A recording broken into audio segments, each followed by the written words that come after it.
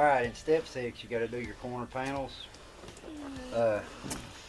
6623, which is this one right here. If you'll notice, can you zoom in there? If you'll notice how this is. Can you see it? Alright, you'll see how this is made. This is on all 4 corners, don't matter front or rear. It's on your side wall of your building, and this overlaps on your front corner section. Now your front and rear have different corner pieces. Like I said, the 6633 goes to each corner on the outside wall or on the side walls, and then on your rear you use 6627, and on the front it's 9374. Now we went ahead and put the other 3 corners up, doing a little experimenting plus trying to beat this weather. So we are going to do this one though and show you how we done it. It's easier if you do it this way, it seems to us. We'll show you and kind of talk you through it. But you get your 2 panels ready.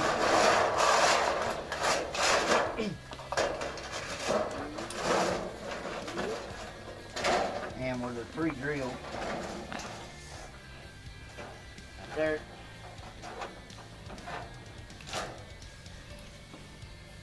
On these you use a screw in the top and bottom.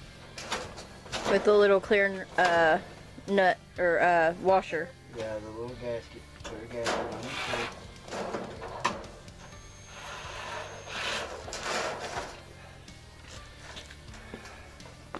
The little rubber gasket on your screws. Any screws, it's pretty much any screws that's going into anything painted.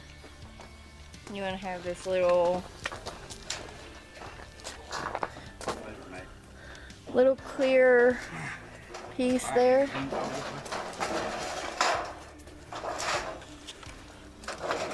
on. Can I just stand right on a gravel or what?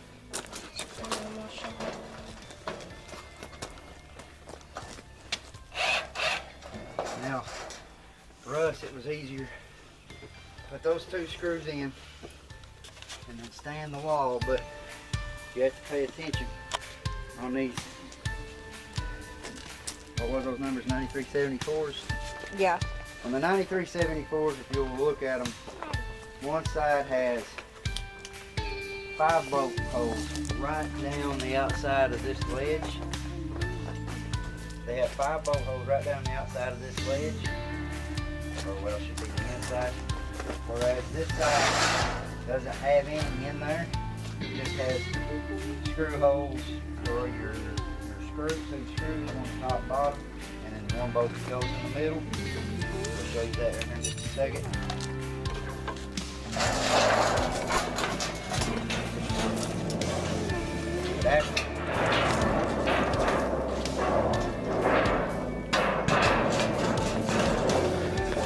The bolt holes that you see on this right here, they go towards your door. They go towards the door. Your 6633 comes on the side wall, overlaps that front panel. Then you Yep. Jackson's rinse.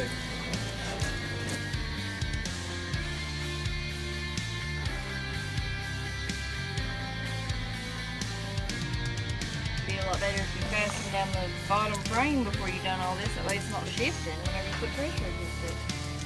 I know you don't. You don't do it because when you get all this put together, when you start with those roof panels, you can still move this bottom frame ever so slightly to line your bolt holes up. If it's fastened down, you're done. You can't move nothing. So on your front, there is placed with 4 screws in the front panel, 4 in the side panel on each corner. In the back, you go ahead and you put all 4 in, but in the front, you leave the 1 out over closest to the door in the bottom for your door frame. You start in the corner, work your way towards the front, start in the corner, work your way towards the back. It just helps even it all out. If you start in the middle and then take off, it can cause it to get into a mess. Now we have to start with our, they call them wall angles, the wall framing, but am I too close? Yeah. Alright, then down here on the instructions. We have our corners, you know, all 4 corners. Can you see right there? Yep. We have all 4 corners mounted to the frame, the floor frame. Now we're going to do the wall angle assembly. Earlier we assembled them. Now we're going to put the left wall angle assembly on first, then the rear wall angle assembly, then the right wall. Yeah. And then the door track assembly that we put together. And the reason you do that, you start out with one sidewall, get it all squared up, tightened down where it's ready to go. That way as you move your way around, it's centering everything up and squaring everything up.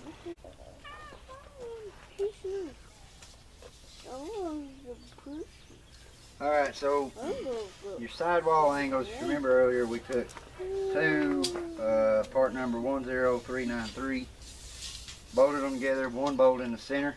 You can see it there. This will go inside your wall. We'll have to all get here in a second and get started. But it will go inside your wall. The bolts will come through the top holes here. Side wall corner panels into your angle. Same thing on the rear corner. And we'll work our way around. Side wall. Got it. So I'm gonna come door, front corner right there. We got 1 hole lined up. Bang.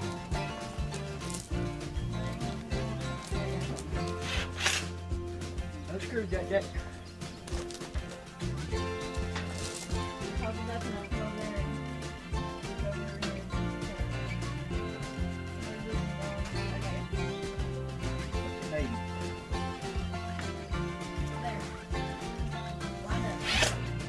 Oh, that was fun. I told you what you're doing. Now they will get you. What you done, babe? I'm good. Next traction sign. You stay right with me, bud.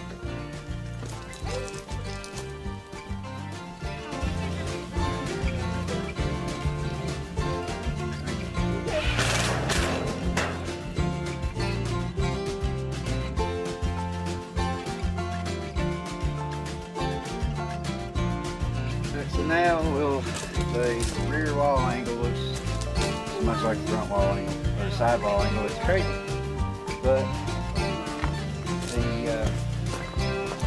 the rear wall angle was the 2 part number 5986 that we put together earlier. 1 bolt in the middle. And we lined up, had 5 holes lined up. And 1 bolt in the middle. And that goes on the rear wall. And we'll start on that just.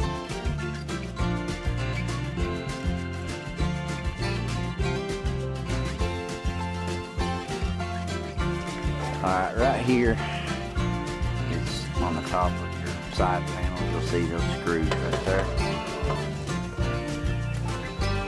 4 of them through your side corner panel.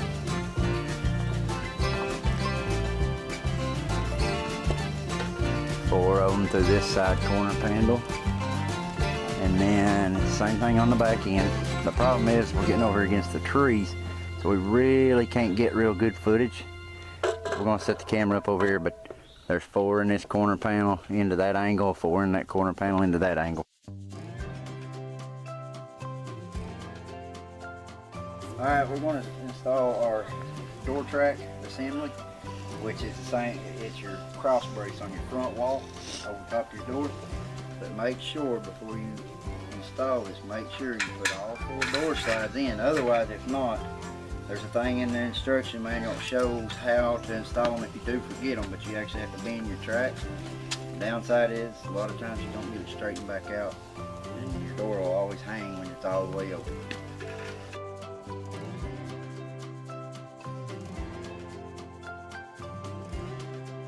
If you look, you'll see there's a little crease.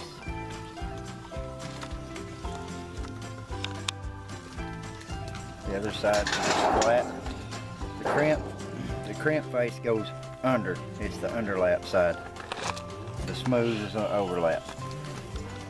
It takes 3 panels on each side wall and 2 on the rear.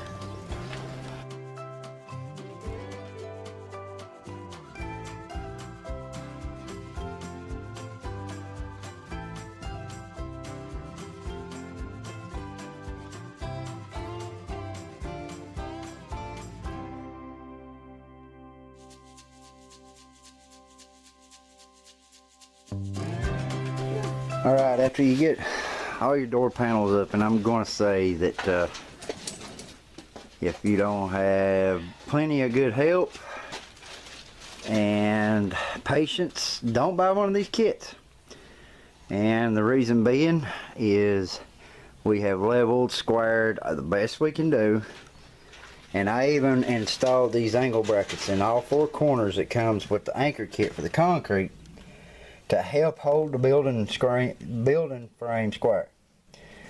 We squared, leveled, like I said, everything. And when you go through, you can see right there that the holes are not right.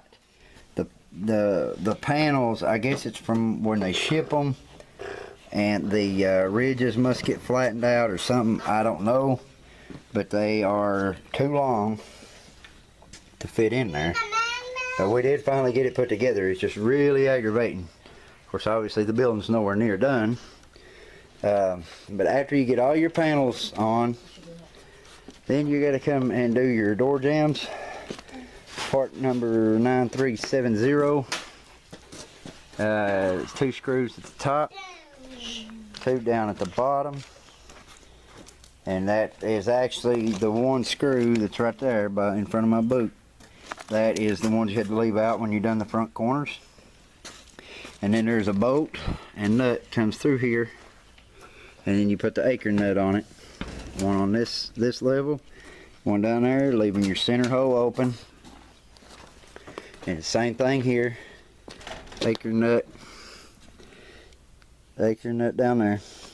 But you leave the center hole open because your front wall channels will go here. After you get those put on, then you start with your rear wall channel. We put it together earlier. The 2 10-389 part numbers that's bolted together. Put them in there and you'll come through all of the center holes in your panels with screws into it all the way across. Then you do your 2 ends, or 2 sides, I'm sorry. Left side and right side. And then you put more nuts and bolts. And then you come in here. We've not got to this point yet, but you do 2 bolts here, and nut 2 or 4? 2. 2 in each? It says 2 in each. Yeah, there's 4 holes lined up, so put 2 in it, and then if you got extra when you get done, add 2 more. It ain't gonna hurt it to be a little stronger. Same here, and it'll be the same up here. So we've not got to that point yet. All right. Is After you get all your side channels and your front channel in, gable ends ready. Apparently you have to put this trim stuff on it. Keep from getting cut. So just take and put it on there. You see how it is, it's split. It's hard to see on the camera. Split there. As you work it down over the seam. But if you do like I do it and push down with your hand, make sure that it don't come out from under your hand, or you will cut your hand all to pieces on the tin. And then we have to quit and go get stitches. Don't have time for stitches. No, duct tape and ring, Mom. Or just Black tape. Electrical tape and a grease rag. whatever kind of tape we've got then. Sorry. But I have found that I've had to trim these off. They're all too long. They supposed to be like that? And then the next thing you gotta do, Looks like I need college. Here, since we ain't got one done. the next thing you gotta do is put these little brackets on there. And the direction says that the L has to shape the center, face the center. You'll look here, see here. Bring it like this. See the L bracket? The L, bottom leg of the L has to go towards the center of the gable end. I'm gonna put that on all of them. Okay, we got our L brackets put on our gable ends. Now the way they do, they slide under this outer, your sidewall angle, but over top of this, and then it's just screwed in ever so far apart. There's the L brackets we was looking at a while ago. But here, there is a nut and bolt. Nut and bolt comes down to the top, ties it together.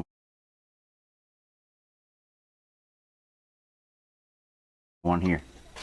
And of course all the screws, and it goes underneath this angle brace, which that one there's bent, but you see where it's at. And over here, I can get through here without getting killed. Same story. Under the sidewall angle, screw, screw, screw, screw, screws here. Now these are regular screws. Here, this is your track support brackets. You have to put both gables up. Then you put these in there and line it all up. 2 screws here, 2 screws here, and then the nut and bolts comes through here. One goes through track support through the gable end, ties all of this together to support it, supports your door track.